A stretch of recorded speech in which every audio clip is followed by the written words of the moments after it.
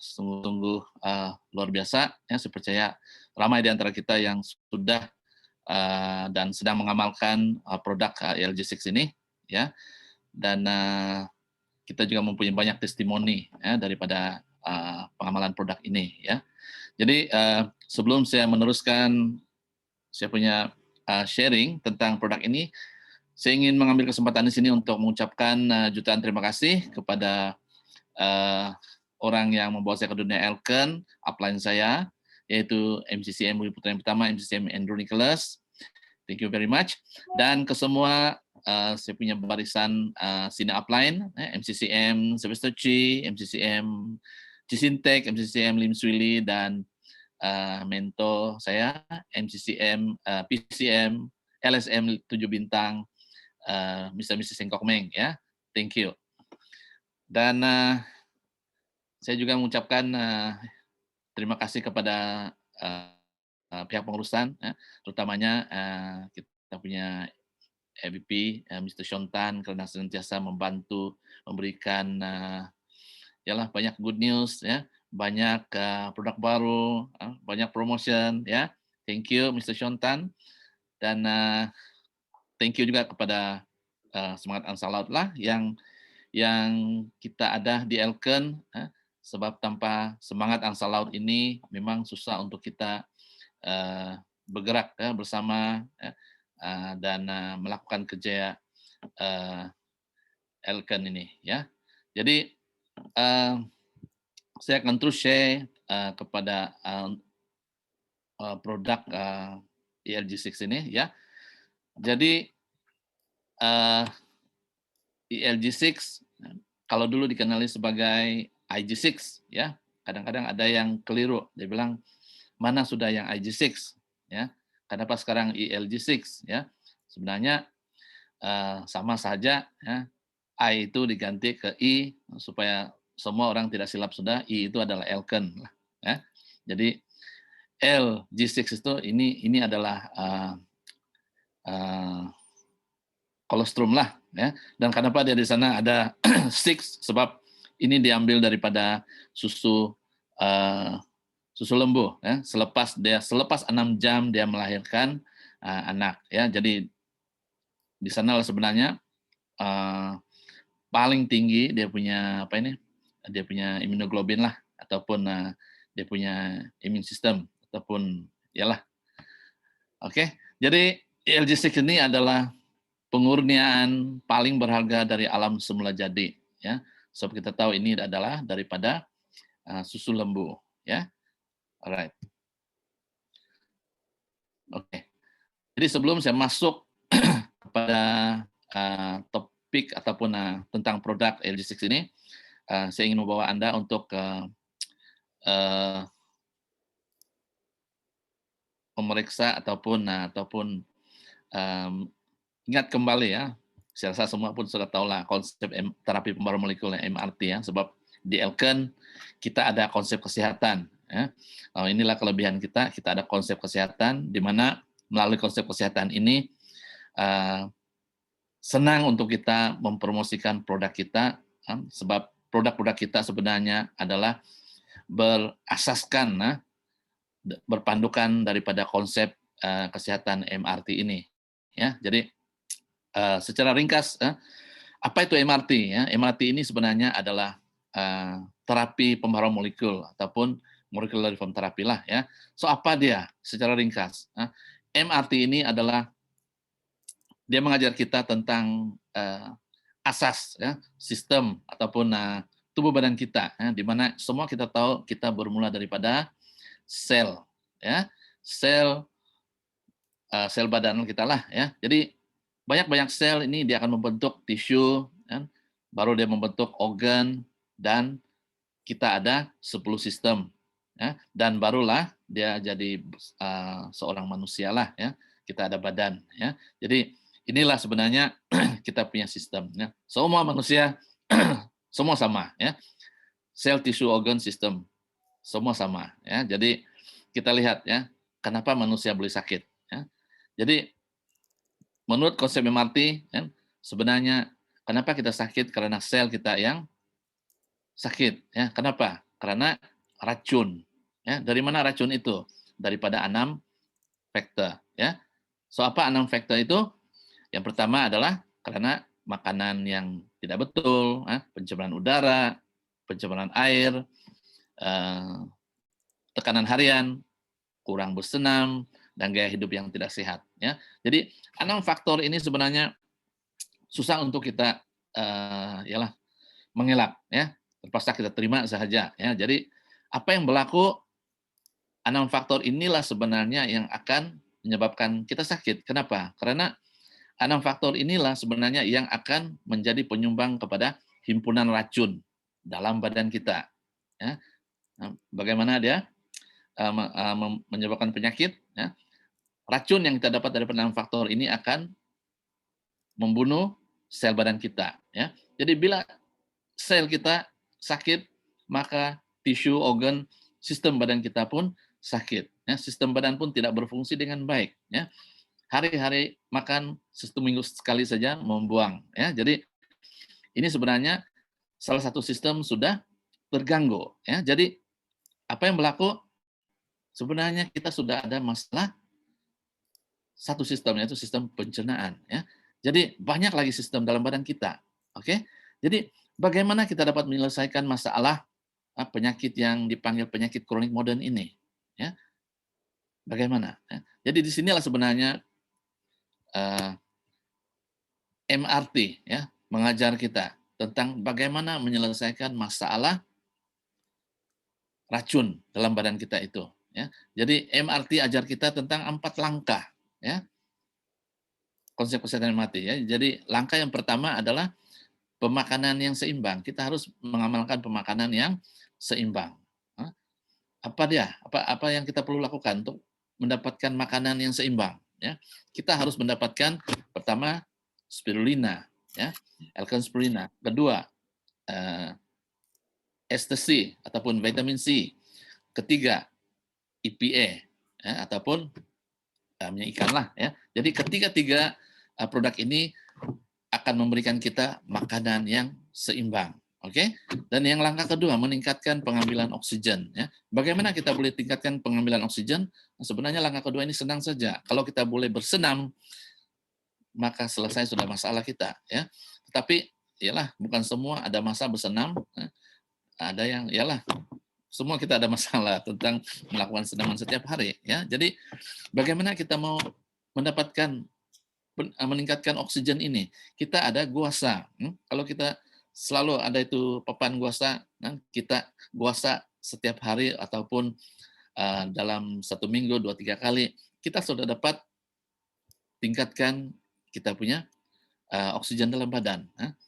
Apalagi kalau kita minum L-Caf pun kita sudah ada itu ginkgo, sebab ginkgo itu sebenarnya dapat meningkatkan oksigen dalam kita punya darah, ya. Dan iyalah itu adalah langkah kedua, ya. Jadi apa kaitannya langkah pertama dan kedua, ya? Sebenarnya langkah kedua ini dia berperanan untuk menghantar apa yang kita makan itu ke ke seluruh tubuh badan kita, ya. So makanan itu akan dihantar melalui saluran darah yang sehat ke seluruh tubuh badan kita, ya. Jadi itulah kaitan dia langkah pertama dan kedua. Dan ketiga adalah detoksifikasi, ya. So kita harus membersihkan kita punya racun ya, yang dari dalam badan kita, ya, di mana dia terletak di usus kita, ya. Jadi kita kena detox toksin itu dengan menggunakan kita punya produk yaitu laktos, ya. Kita kena laktos sekurang-kurangnya 3 bulan sekali, 2 bulan sekali, ya. Jadi dengan membersihkan usus setiap masa, kita punya penyerapan pun tinggi dan toksin pun berkurang dalam badan kita, ya. Jadi langkah 1, 2, 3 ini sebenarnya adalah asas dalam konsep MRT, ya. Tidak perlu tunggu sakit, ya. Kita akan amalkan sekarang ataupun sebelum sakit, ya. 1, 2, 3. Tetapi langkah keempat itu adalah pelarasan kesehatan, ya. So langkah keempat itu adalah setiap orang mempunyai masalah yang berlainan lah, ya. Mungkin ada orang yang ada masalah tekanan darah tinggi, mungkin ada orang yang ada kencing manis, mungkin ada orang yang mempunyai masalah paru-paru, ataupun masalah sembelit, ataupun ada masalah cancer, dan sebagainya lah. Ya. Jadi kalau kita lihat di sini, ya, apabila kita amalkan 1, 2, 3, dan keempat itu, disinilah sebenarnya kita dapat mengembalikan kesehatan kita. Ya. Jadi sebenarnya konsep MRT ini sangat ringkas dan mudah kita paham, ya, sebab sebenarnya MRT itu dia menerangkan kepada kita kenapa kita sakit dan bagaimana kita dapat mengembalikan kesehatan kita. Dan proses ini sebenarnya adalah terapi dan ialah berterusan, ya. Kita keluar, 6 faktor menunggu kita, ya. Nah, bila selepas kita balik, kita amalkan setiap hari konsep MRT ini, maka kita melakukan sebenarnya detoksifikasi secara semula jadi, ya, sebab kita ada 5 organ untuk detox racun-racun ini. Ya. Jadi kalau pelarangan, ya, kita lihat ya, dalam gambar ini ya, ada 10 sistem, ya. Jadi saya tidak mau sebut 10 sistem ini. Yang saya ingin tekankan di sini adalah tentang topik pada malam ini, yaitu sistem keimunan. Ya, so kita nampak di sana nomor 2, produk ELG6 ini adalah pelaksanaan untuk sistem keimunan badan kita. Ya, jadi mari kita lihat, ya, tentang topik ataupun produk ini. Oke, tahukah Anda secara purata anak-anak akan jatuh sakit sebanyak 8 hingga 12 kali setahun, ya, mungkin lebih lagi, ya, sebab yalah hari ini ya, macam-macam yang kita hadapi, ya, banyak virus, banyak bakteria, ya, dan yalah kalau imun sistem kita tidak begitu kuat, maka mungkin lebih daripada 12 kali lah setahun, ya. Dan apabila kanak-kanak berusia 10 tahun, badannya akan diserang oleh penyakit sebanyak 120 kali dan mungkin telah mengambil antibiotik selama 360 hari dalam setahun. Bayangkan, ya. Kalau kita tidak ada alternatif, sudah tentu sakit pergi klinik, ya. Sakit jumpa dokter, sakit makan obat, ya.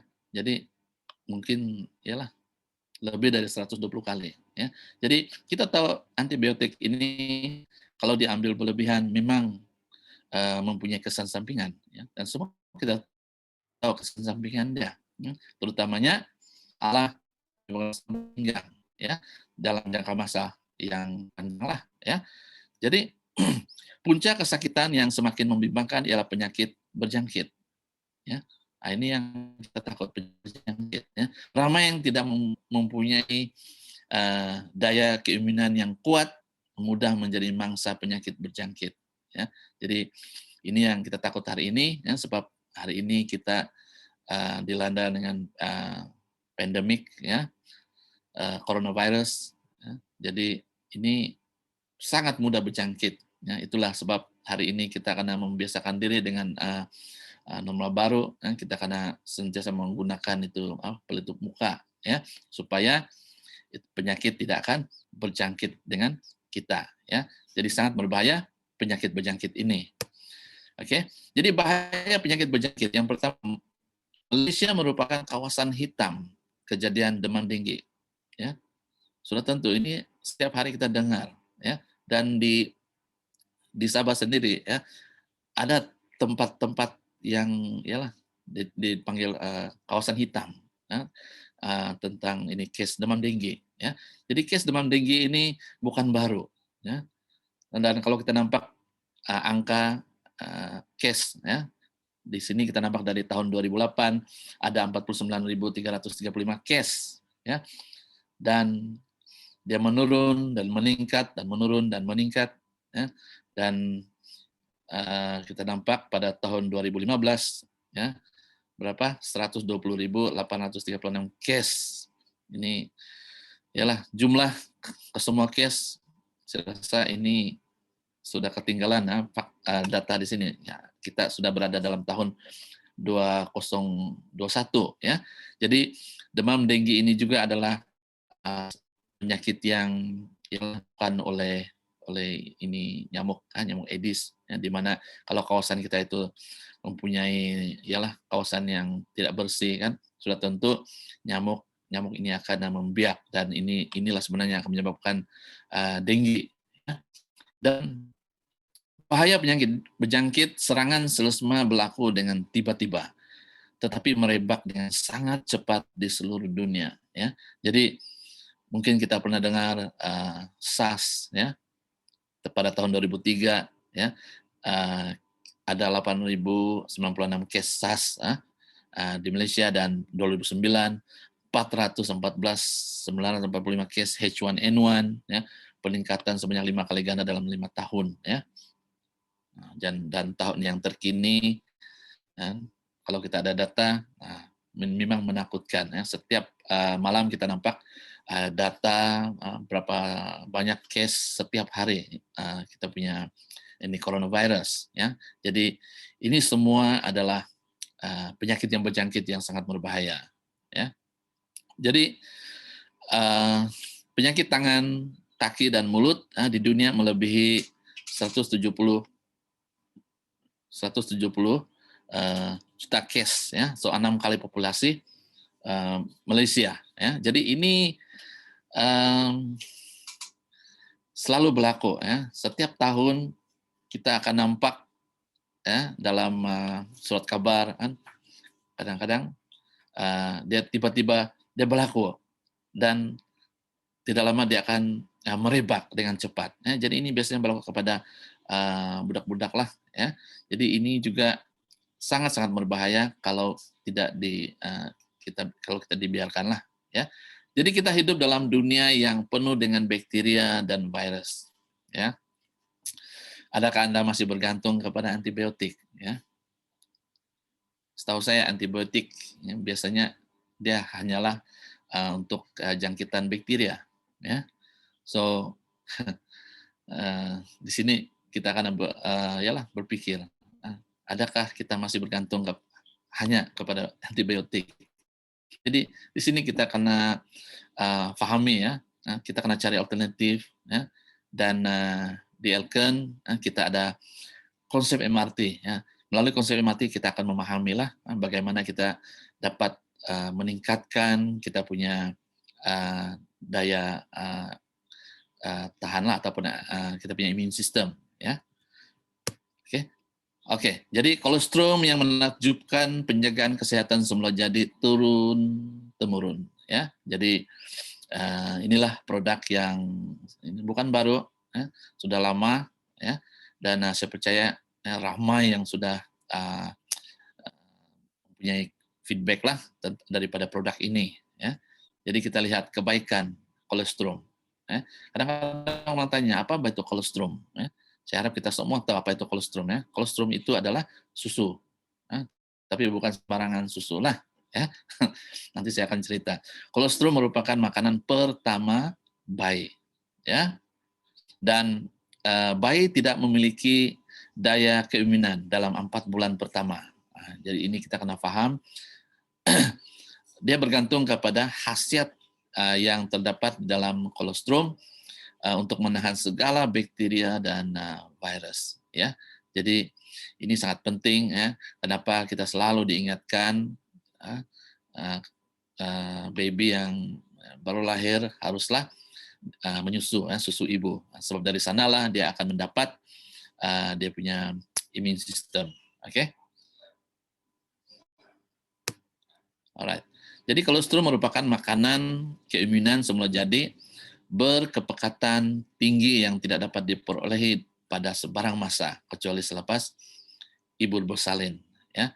Jadi ini yang saya katakan tadi lah, ya, kolostrum ini adalah susu, tetapi bukan sembarangan susu. Dia bukan yang ialah sepanjang masa dia mempunyai faktor imun yang tinggi, ya.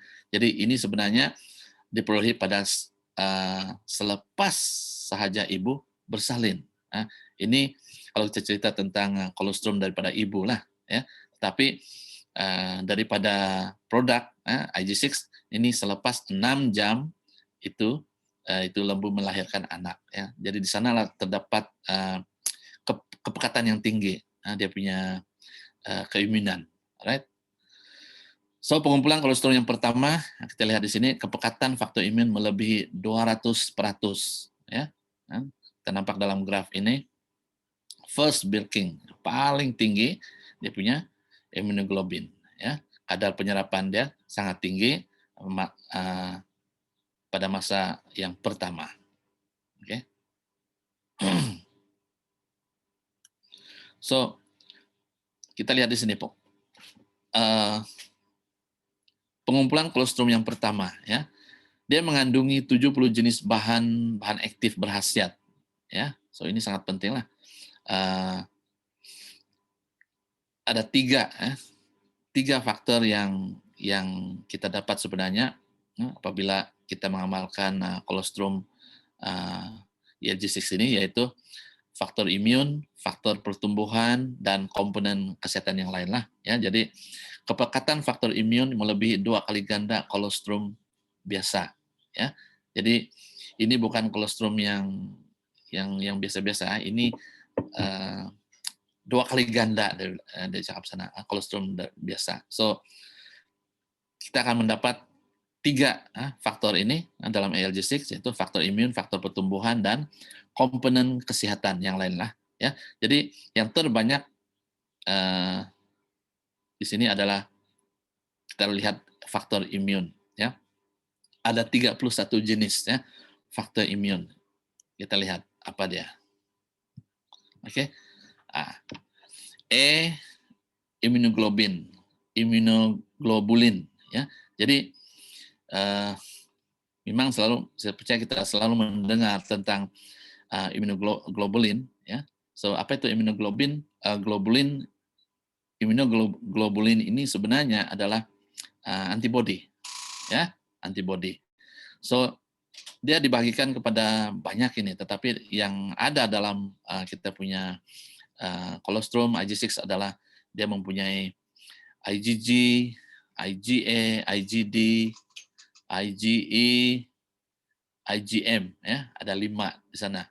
Dan masing-masing immunoglobulin ini sebenarnya mempunyai fungsi masing-masing lah, ya, dan kelebihan masing-masing, ya, seperti kalau kita lihat ini IgG, ya. IgG ini sebenarnya dia adalah immunoglobulin yang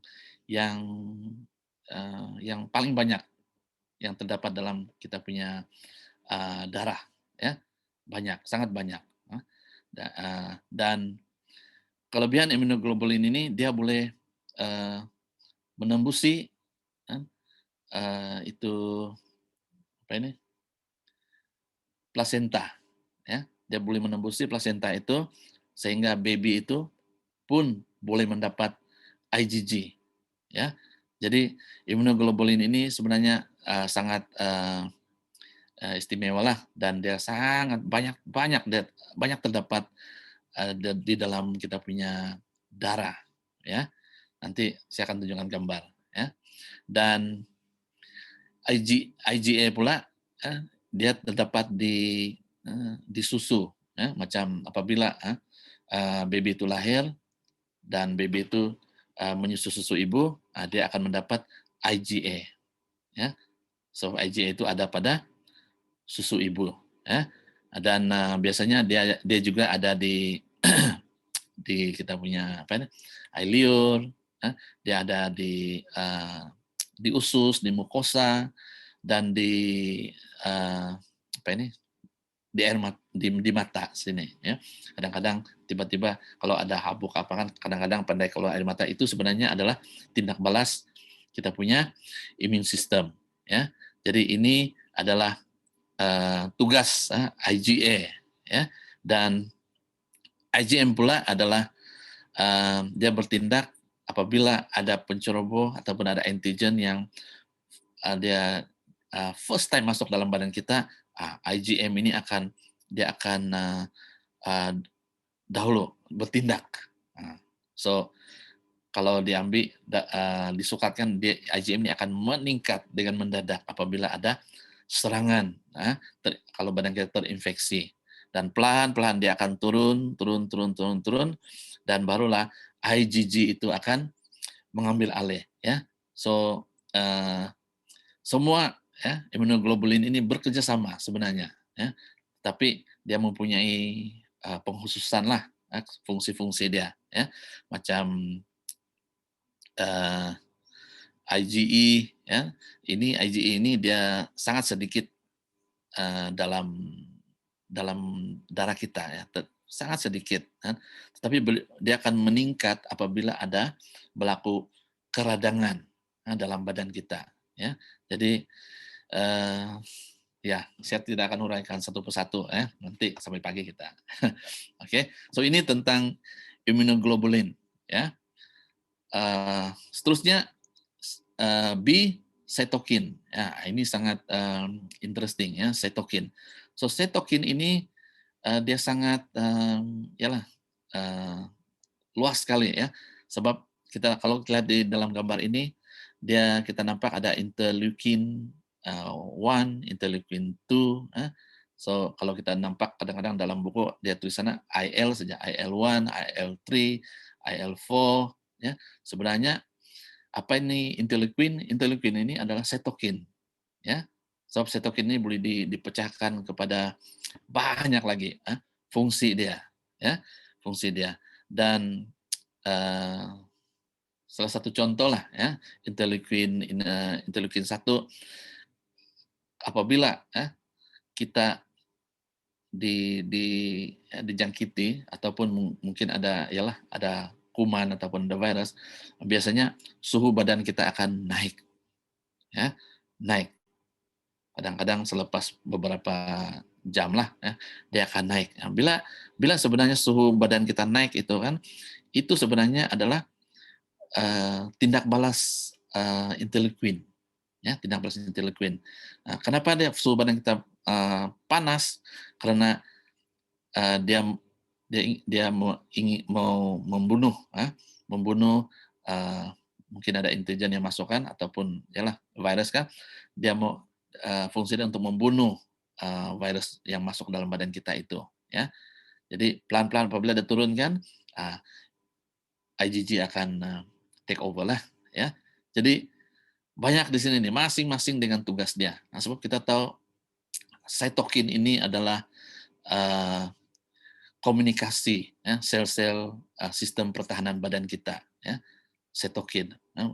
Dan setokin ini juga ya, mungkin kalau kita pernah dengar ya, setokin ini juga dia boleh kalau dia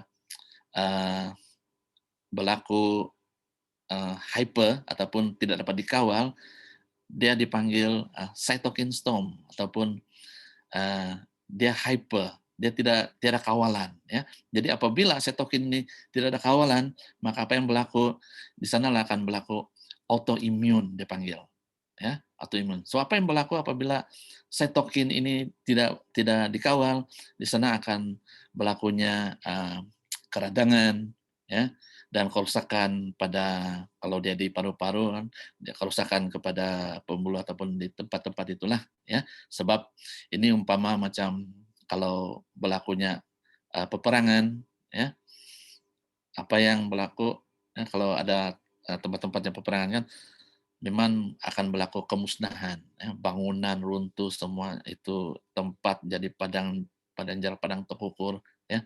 So begitu juga apabila peperangan antara imun sistem kita dengan antigen penceroboh itu, di sana akan berlaku kerusakan pada tisu-tisu badan kita, organ badan kita ya. Jadi setokin ini sebenarnya harus ya, perlu juga dikawal dan itulah kita ada produk Elfahex ya. Di mana Elfahex ini dia membantu untuk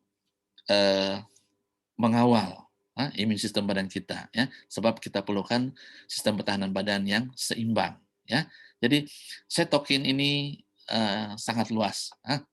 Ini adalah perhubungan antara sel-sel imun sistem badan kita lah ya. Semua interleukin ini sebenarnya imunoglobulin, semua dia memerlukan setokin untuk berkomunikasi ya. Dan kita lihat di sini juga terdapat beta interferon, mungkin ini nama yang saintifik kan, beta interferon, alpha interferon, dan interferon gamma. Nah, semua ini sebenarnya adalah cytokine, tapi dia mempunyai tugas tertentu. Sebagai contoh, interferon beta, dia sebenarnya interferon beta ini dia apabila ada pencerobohan dia akan mengganggu penceroboh itu. Sebab interferon itu berasal daripada perkataan interfere, ya. Dia kacau, dia pergi kacau-kacau, ya. Dan yalah seterusnya, ya. Jadi ini tentang setokin, ya. Setokin dan faktor imun yang lain kita nampak di sini ada nomor 21 ada proline, ya. So kita tahu proline itu adalah dia juga adalah sebenarnya kolostrum, kolostrum ataupun susu lah, ya, proline ini. Dan kita nampak di sana ada limfokin, faktor pemindah, semua ini sebenarnya adalah dalam kategori immune system, tapi mempunyai tugas-tugas yang apa ini khas lah. Sebagai contoh macam kalau kita lihat nomor 31 di sini, glycoconjugate, ini sebenarnya adalah penghantar bau, ya, penghantar bau, ya. So, yalah macam-macam, ya. Jadi saya tidak akan menguraikan ke semua inilah. Yang penting di sini kita paham, kita punya ELG6 dia mempunyai 31 jenis faktor imun, ya. Jadi sangat-sangat yalah kalau kita amalkan setiap hari sudah tentu imun sistem kita akan lebih baik, ya. Alright. Oke, so inilah imunoglobulin kita lihat di sini IgG menghapus penceroboh, menetralkan toksin, IgA menahan penceroboh pada garisan pertama, ya. Dia merangsang apa ini? IgD dia merangsang sel B untuk menghasilkan antigen, melahan allergen dan virus IgE, IgM berkesan menghapuskan penceroboh. Ini dia punya fungsi-fungsi dia, ya. Dan kita lihat di sini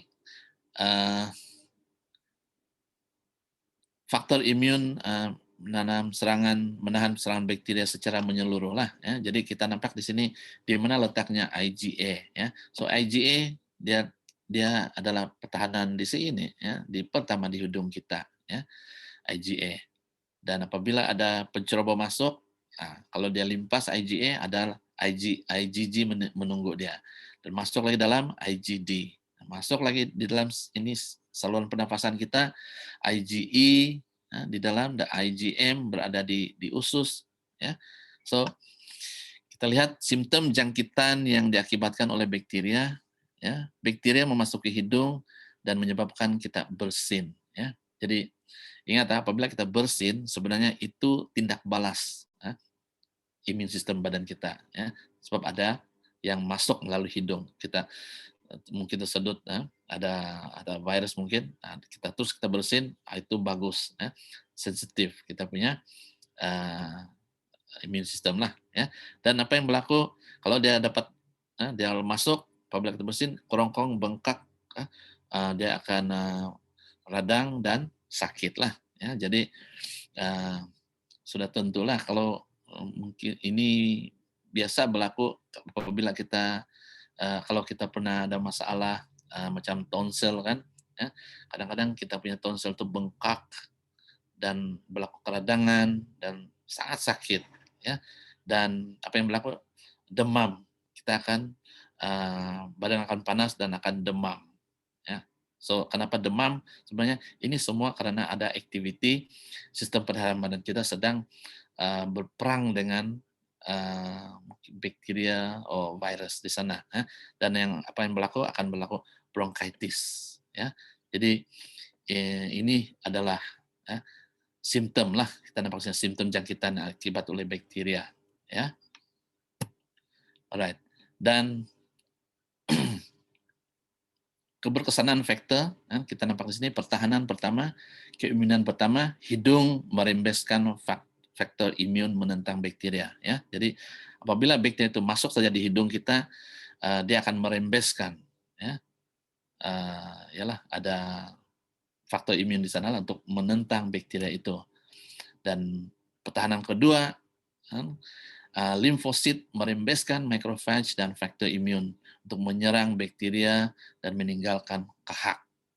Ini juga kalau kita buang selalu kadang tiba-tiba kita batuk dan keluar kahak yang berwarna kuning mungkin itu bakteria yang sudah mati lah ya.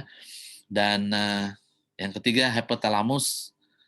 Hipotalamus meninggikan suhu ya, sebab apabila dia sampai di sini kan hipotalamus di sini dia akan meninggikan suhu badan untuk menyekat pembiakan bakteria. Nah, itu sebab kenapa badan kita apabila dia akan ada infection, suhu badan kita akan meningkat, dan itu sebenarnya tujuan dia untuk menyekat itu, membunuh itu bakteria. Dan faktor imun menyerang bakteria secara berterusan. Nah, itulah kadang-kadang badan kita panas dan yalah akan suhu dia kadang-kadang sangat panas lah. So ini semua adalah simptom ataupun tanda di mana sistem badan kita sedang melawan jangkitan itu. Dan keempat, faktor imun menghapuskan bakteria, faktor pertumbuhan memulihkan sel. Ya, jadi kita nampak 3 peringkat di sini. Ya, ini semua adalah kerjasama oleh IgA, IgG, IgD, IgE, IgM semualah. Ya. Oke. Dan keempat pertahanan keimunan badan memerlukan faktor imun. Ya. Keberkesanan faktor imun di dalam kolostrum boleh ditunjukkan melalui 6 ujian klinikal utama. Ya, jadi kita ada clinical study juga. Yang pertama, kolostrum dapat menahan gastroenteritis yang diakibatkan oleh rotavirus. Ya, so ini biasanya masalah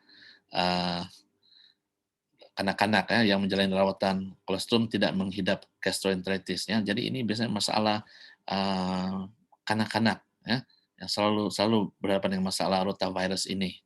Ya. Tetapi kanak-kanak yang mengamalkan kolostrum seperti yang kita lihat di sini tidak menghidap gastroenteritis, ya, masalah usus lah, ya. Dan kolostrum mempunyai antibody, ya, IgA, IgG, ya, dan berperas tinggi dapat membantu untuk menahan virus Syncytium pernafasan yang mengakibatkan bronkitis kanak-kanak. Ya, jadi kalau kanak-kanak itu sedang mengamalkan ELG6, sebab ELG6 kolostrum mempunyai immunoglobulin, IgA, IgG, ya, IgM, ya. So ini semua dapat menahan ini virus Syncytium yang selalu menyerang pada paru-paru lah, ya. Dan seterusnya faktor imun di dalam kolostrum dapat menghapuskan E. coli. Oh ini kalau kita karena ini E. coli memang cerit beret ya. Mungkin kita ada pengalaman kemungkinan ada kuman dalam kita punya makanan itu ya. Jadi E. coli adalah kuman yang paling umum di dalam usus yang akan mengakibatkan keradangan urethra dan cerit beret ya. Jadi faktor imun ya dalam ELG6 kita dia dapat menghapuskan E. coli ya. Jadi kalau kita rasa macam yalah keracunan makanan, cerit beret, telan makan kita punya ELG6. Okay. Dan antibodi di dalam kolostrum melindungi badan daripada serangan salmonella. Ya. So salmonella ini memasuki badan melalui makanan yang tidak bersih. Ya. Macam yang mungkin hygiene tidak berupa baik kan, lantas ini mengakibatkan gastroenteritis dan kepialu. Ya. Jadi antibodi yang ada dalam kolostrum itu, antibodi kita ada immunoglobulin, ada cytokine lagi, ya, dapat melindungi badan kita dari serangan salmonella. Ya, jadi kita dilindungi. Ya.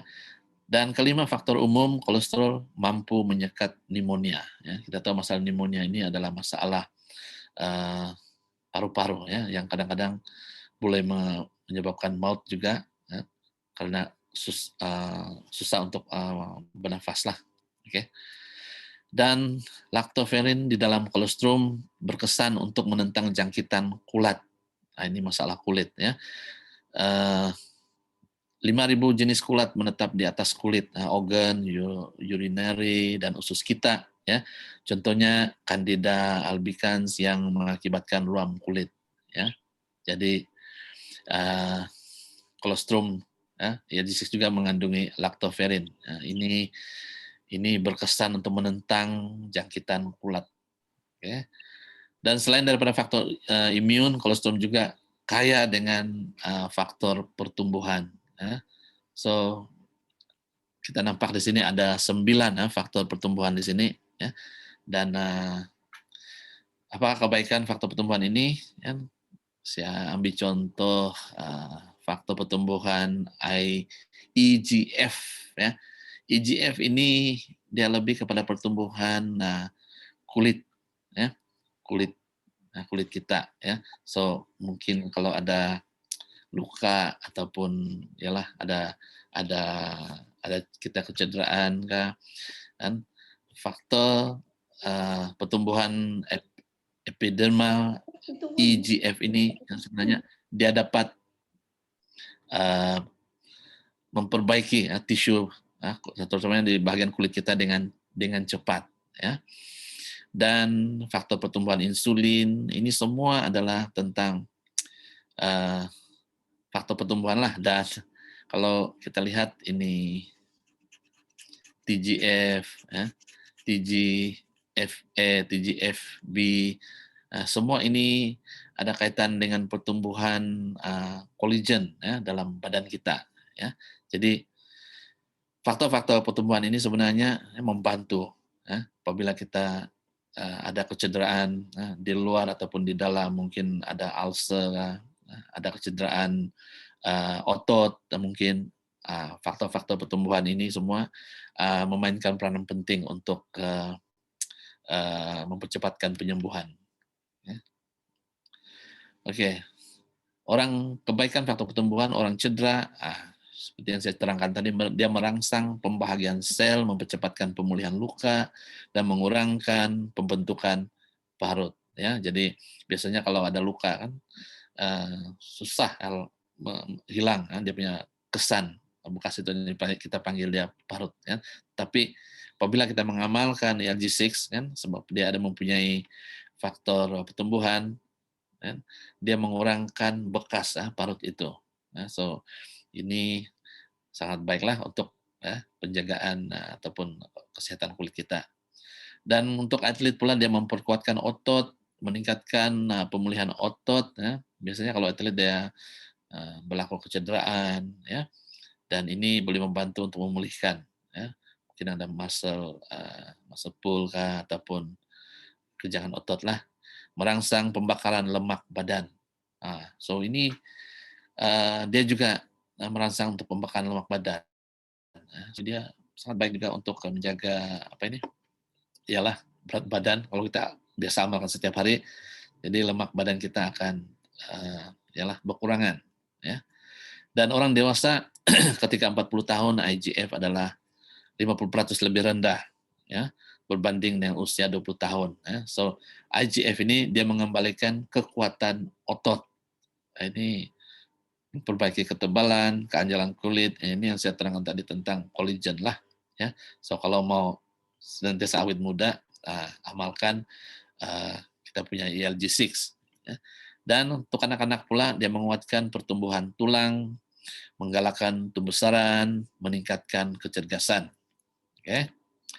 Nah, jadi kita kecapi kesehatan yang menyeluruh lah, kandungan khasiat yang lengkap di dalam kolostrum, terutamanya faktor imun dan faktor pertumbuhan yang mencukupi ini adalah pelengkap kepada kesehatan kita semua. Ya, jadi apabila kita amalkan ELG6, kan, kita akan apabila kita mengambil dengan konsep MRT, ya, produk-produk yang langkah pertama, kedua, ketiga, dan pelarasannya kita gunakan IGC.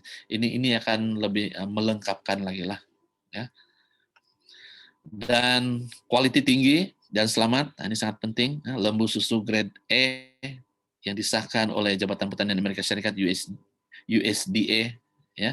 Jadi ini bukan sembarangan lah, sebab sumber air dia karena dijaga, tidak mengandungi pencemaran, sumber makanan lembu tidak mengandungi 4 jenis komponen berbahaya, dia tidak mengandung racun perusak, racun serangga, hormon sintetik, antibiotik, semua itu tiada. Ya, jadi dia tidak sama. Jangan coba-coba kalau nampak lembu di tempat kita tidak sama, sebab ini dia ada grade dia. Ya. Right. Cadangan pengambilan untuk dewasa dan kanak-kanak 12 tahun ke atas, 3 kapsul 2 kali sehari. Ya, ini yang kapsul lah. Kalau tablets 6 biji hingga 2 kali sehari. Dan kanak-kanak berumur 6 tahun, 6 hingga 12 tahun, 2 kapsul 2 kali sehari. Dan kalau tablets 2 atau 3 biji 2 kali sehari. Ya. Nah, ini adalah feedback lah, perkongsian kesehatan.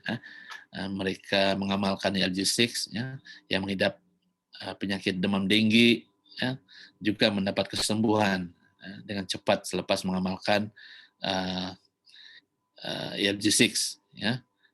Dan tangan melecur, kita nampak dalam gambar itu, dan selepas mengamalkan 20 kapsul kolostrum setiap hari, selepas 3 bulan dokter memberitahu bahwa luka dia sembuh dengan pantas. Ya. Sangat-sangat. Ini adalah kanak-kanak yang mengidap masalah kulit yang serius sejak lahir, sering sudah banyaklah makan obat-obatan, dan selepas mengamalkan kolostrum dan aetulin selama sebulan, anak tidak perlu makan obat lagi, tidak perlu berjumpa dokter lagi, ya. Dan ini juga daya tangan yang melecur, mengamalkan kolostrum 20 biji kolostrum setiap hari, digabungkan dengan sapuan minyak guasa, luka dia semakin pulih selepas 8 hari. Ya. So, habis sudah ya. Jadi hidup sehat dan cergas bersama LG6 ya. Siap kita dapat belajar sedikit daripada perkongsian saya, dan terima kasih karena di atas perhatian Anda semua ya. Jadi jumpa Anda di puncak kesehatan ya. Thank you.